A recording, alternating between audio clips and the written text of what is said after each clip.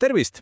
Täna räägime milleski, mis on sinu internetiühenduse täielik laulmata kangelane, transpordikihist.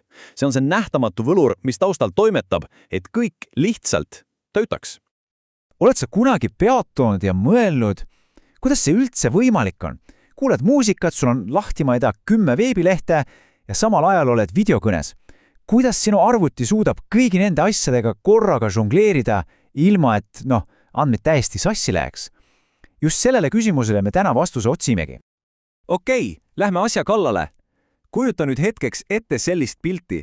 Absoluutselt kõik andmepaketid internetist, mis sinu poole teel on, saabuvad ühele ja samale IP-aadressile. See on natuke nagu postkontor, mis saaks terve linna kirjad ühte hiiglaslikku postkasti.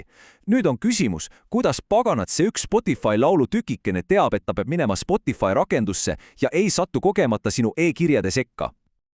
Ja siin tulebki mängu vastuse esimene osa. See on tegelikult geniaalselt lihtne süsteem, mida nimetatakse portideks. Ja siin ongi kogu asja konks. Me ütleme sellest täpselt nii, nagu siin kirjas on. Kui IP-aadress on sinu maja aadress, ütleme Pärnu maantee 10, siis port on korteri number. See on see 17-biitine number 0 kuni 65533, mis ütleb täpselt, millise ukse taha pakk jätta. Postil on teab, et pakk tuleb Pärnu maantee 10, aga alles korteri number ütleb, et see on korterile number 5. Ilma portideta oleks internet lihtsalt üks suur segadus. Võtame selle konkreetse näite siin. Näed seda numbrit seal kooloni järel. See 443. See ongi port. See on sama, kui sa annaksid kullerile juhise, kohe vii see pakk siia majja, aga konkreetselt korterisse number 443. Ja just see tagabki, et andmepakett jõuab täpselt õigesse kohta, näiteks turvalise veebiserveri rakendusesse ja mitte ütleme sinu arvutimängu või meiliprogrammi. Ja et asi veel lihtsam oleks, on olemas terve rida standardseid, niinimetatud tuntud porte, mida kõik süsteemid lihtsalt teavad. Näiteks port 80 on peaaegu alati tavaliste veebilehtede päralt ja 443 on turvaliste veebilehtede jaoks. See on natuke nagu teadmine, et suures korterimajas on administraator tavaliselt esimesel korrusel. See on lihtsalt selline kokkulepe, mis aitab kõigel sujuvalt toimida.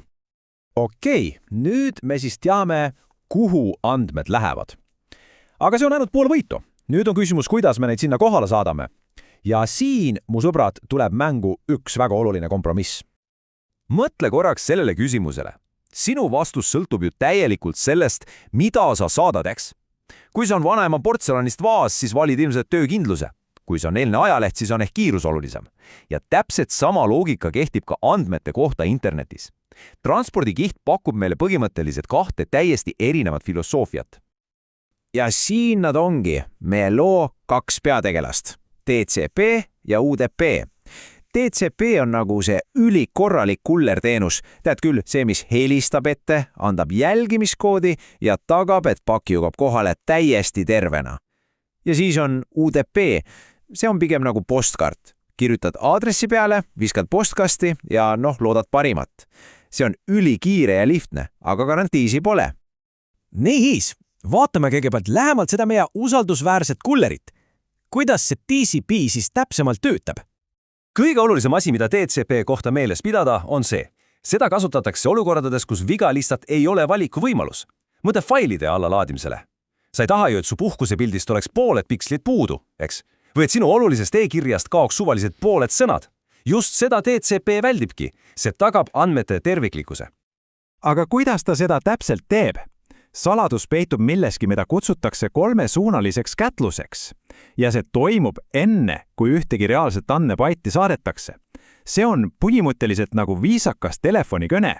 Sa ei hakka ju kohe rääkima, vaid ütled kõigepealt halloo, ootad vastust halloo ja alles siis alustad juttu. See on digitaalne viisakus. Ja see ongi see väike maagia. See lühike eelnev vestlus tagab, et mõlemad osapooled on valmis ja ühendus on stabiilne. Ja just nimelt sellepärast jõuavadki sinu panga ülekanded või allalaaditud failid kohale täpselt sendilt ja bit-bitilt, nii nagu need teele pandi.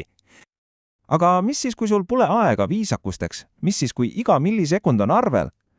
Just siin astubki lavane meie teine tegelane, kiire sõnumitooja UDP. UDP filosoofia on TCP-le täielik vastand. Selle moto on umbes selline. Saadame andmed teele ja teeme seda kohe praegu. Kui midagi peaks teel lautsi minema, siis pole hullu, sest selleks ajaks, kui me vea parandaksime, on see info nagunii juba kasutu.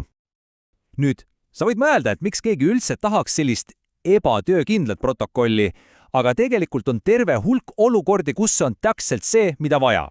Mõtle reaalajas videokõnedele või online-mängudele. Kõik need vajavad silmapilkset reageerimist, kus väike viivitus on palju hullem kui üksik kadunud andmekild. Mõtleme sellele videokõne näitele. Kui üks pisike pildikaader läheb transpordikäigus kaduma, siis kumb on parem? Kas see, et terve video hangub ja jääb seda ühte kadunud kaadrit ootama, või see, et me jätame selle lihtsalt vahele ja näitame järgmist kaadrit, mis on juba kohal? UDP valib alati selle teise variandi. Eesmärk on hoida pilt liikuvana. Okei, nüüd on veel 2 erinevat tööriista, seome need kontseptsioonid kokku ja vaatame, kuidas erinevad rakendused siis tegelikult nende 2 vahel valiku teevad. See tabel siin võtab selle valikuprotsessi tegelikult ideaalselt kokku. Kui sa laed alla veebilehte, siis on sul vaja absoluutselt iga viimast koodirida. Seega loomulikult kasutatakse TCP-d. Aga mõtle online-mängule. Seal on sinu tegelase asukoht sekund tagasi täiesti ebaoluline info. Sul on vaja teada, kus ta on praegu ja sellepärast ongi UDP siin kuningas. Heakene küll. Proovime nüüd kogu selle jutu kokku võtta ühte selgesse ja löövasse põhiideesse. Tead, kui sa peaksid tänasest kaasa võtma ainult ühe ainsa mõtte, siis olgu see. DCP filosoofia on tee korralikult ja UDP filosoofia on tee kohe. Põhimõtteliselt kõik muu, millest me rääkisime, tuleneb sellest ühest fundamentaalsest erinevusest. Nii, et kokkuvõtteks transpordikiht ei ole mingi üksainus asi. See on see tark süsteem, mis esiteks kasutab porte, et liiklus õigesse korterisse suunata ja teiseks teeb pidevalt valikut DCP ja UDP vahel, et leida see täiuslik tasakaal töökindluse ja kiiruse vahel. Ja just see ongi see nähtamatu mootor, mis teeb meie kaasase internetti üldse võimalikuks. Ja ma jätangi teid ühe mõttega. Järgmine kord, kui su videokõne natuke hakkib või online-mängus tekib väike viivitus, mõtle sellele. Kas see pole mitte lihtsalt mark sellest, et süsteem teeb teadliku kompromissi, et ta maksab kiiruse hinda, eelistades seda täiuslikkusele? See ongi transpordikiht oma täies hilguses otse sinu silme ees.